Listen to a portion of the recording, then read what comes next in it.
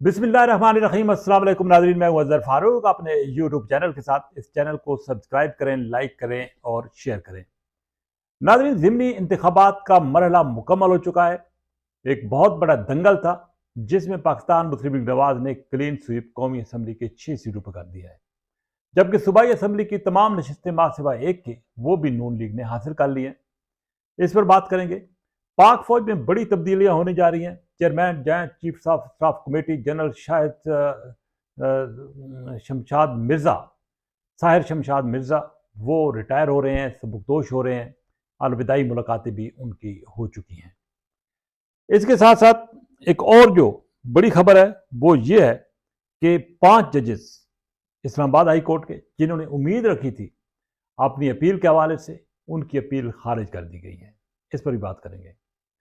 नाज़रीन, मुल्क भर में तकरीबन बिलखसूस पंजाब और केपी में 12 नशिस्तों पर कौमी और सूबाई असम्बली की ज़िमनी इंतखाबात हुए। पाकिस्तान तहरीक इंसाफ के जो हमायत याफ्ता उम्मीदवार थे, उन्होंने 2 हल्कों से हिस्सा लिया। एक 129 लाहौर और एक 18 एबटाबाद हरीपुर। यहाँ पे उमर अयूब खान की एहलिया इलेक्शन लड़ रही थी। बहुत कांटे का मुकाबला हुआ, लेकिन पाकिस्तान मुस्लिम लीग नवाज के तमाम उम्मीदवार जिनका ताल्लुक कौमी असम्बली से था वो कामयाब हुए। एक नशिस्त पर पाकिस्तान पीपल्स पार्टी ने सूबाई असम्बली की नशिस्त पर कामयाबी हासिल की। बाकी की नशिस्तें पाकिस्तान मुस्लिम लीग नवाज ने हासिल कर ली हैं। अगरचे पाकिस्तान तहरीक इंसाफ के रहनुमा धांधली का इल्ज़ाम आयद कर रहे हैं खैबर पख्तूनख्वा के अंदर, लेकिन हकीकत यह है कि जितने भी प्रिजाइडिंग अफसरान थे वहां पर, उनका ताल्लुक उसी सूबाई हुकूमत से था। इसके साथ साथ रिटर्निंग ऑफिसर वहाँ मकामी थे।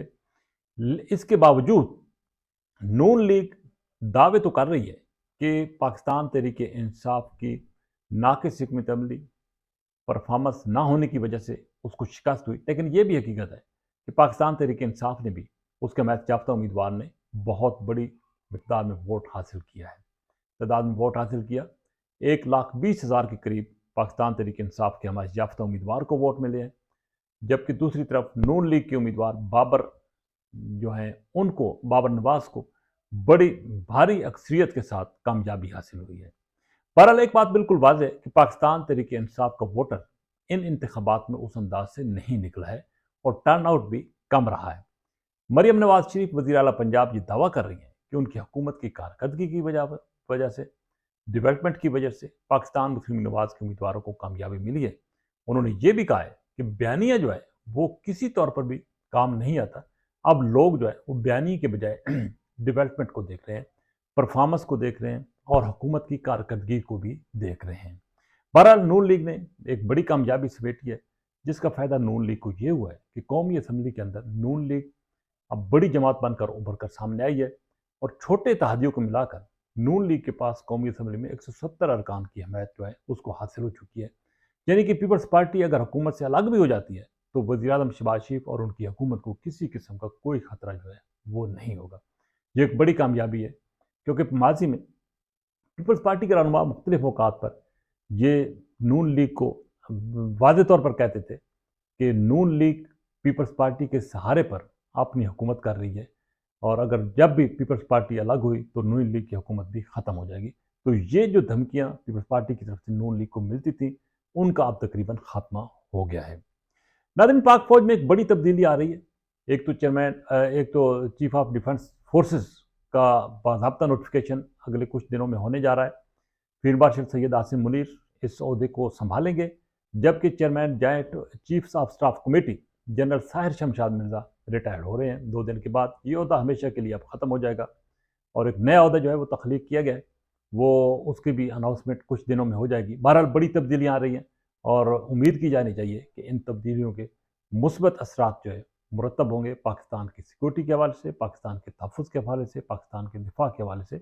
और पाकिस्तानी अफवाज ने हमेशा की तरह माजी में भी जिस तरीके से पाकिस्तान का दिफा किया है, इसी तरीके से पाकिस्तान का दिफा जो है पाकिस्तान की अफवाज करती रहेंगी फील्ड मार्शल सैयद आसिम मुनीर की क़यादत में। नाज़रीन, इस्लामाबाद हाई कोर्ट के 5 जजेस ने आईनी अदालत में एक रिट दायर की थी, लेकिन आज कोई भी इन जजेस में से पेश नहीं हुआ। ये जजेस की ट्रांसफ़र के हवाले से था, अगरचे 27वीं आईनी तरमीम में अब ट्रांसफ़र के असूल को एक बिल्कुल वाज़ेह कर दिया गया है, जायज़ करार दे दिया गया है। और इन जजेस का ये मुतालबा था कि इस्लामाबाद अब वफाकी आइनी अदालत की बजाय ये केस जो है सुप्रीम कोर्ट सुने। लेकिन आइनी अदालत ने इस केस को फिक्स किया था, कोई जज चूँकि पेश नहीं हुआ, तो ये जो दरख्वास्तें थीं ये अब खारिज हो गई हैं। यानी कि ये एक उम्मीद की किरण इन जजेस को जो नज़र आ रही थी, वो अब दम तोड़ चुकी है, वो किरण अब बुझ चुकी है, वो किरण मद्दम हो चुकी है। और अब इन जजेस के लिए आने वाले दिनों में बहुत बड़े फैसले होने को जा रहे हैं। कोई जज बलूचिस्तान जाएगा, कोई जज पेशावर जाएगा, कोई हो सकता है सिंध चला जाए, कोई कोल्हू चला जाए। बहरहाल पाकिस्तान की पार्लियामेंट ने जो फैसला किया, जो तरमीम की, उस पर अब अमल दरामद होने जा रहा है। और इस पर अमल दरामद भी यकीनी तौर पर इन जजेस के लिए नुकसानदेह हो सकता है, जो कि अदलिया में बैठकर कुछ ऐसे फैसले कर रहे थे जिसकी वजह से पाकिस्तान को बहुत बड़ा लॉस भी हो रहा था और पाकिस्तान को आने वाले दिनों में मज़ीद नुकसान का भी खतरा था। और कुछ ऐसा भी तसव्वुर मिल रहा था कि बाद जजेस सियासत पर उतर आए हैं, उन्होंने सियासी वाबस्तगी शो करना शुरू कर दी है, जिसकी वजह से ये सारी सूरत हाल पैदा हुई। तो बहरहाल इन 5 जजेस का मुस्तकबिल जो है वो अब सुप्रीम जुडिशल काउंसिल के हाथ में है, जो सॉरी जुडिशल कमीशन के हाथ में है कि वो किस अंदाज से उनको कहाँ पर भेजता है। और ये एक बात तय है कि अब इन जजेस के तबादले जो है वो जल्द शुरू हो जाएंगे। इसी के साथ इजाज़त, अल्लाह हाफ़िज़।